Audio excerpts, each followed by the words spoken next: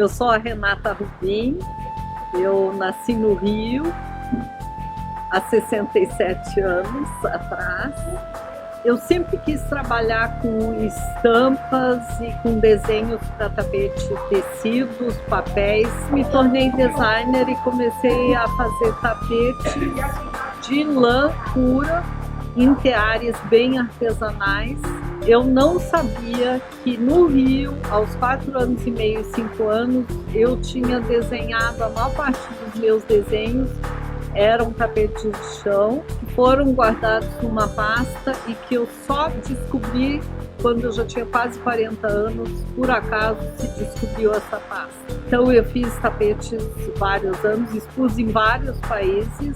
Aí então eu introduzi o design de superfície no Brasil, isso foi em 87. E também o primeiro livro de design de superfície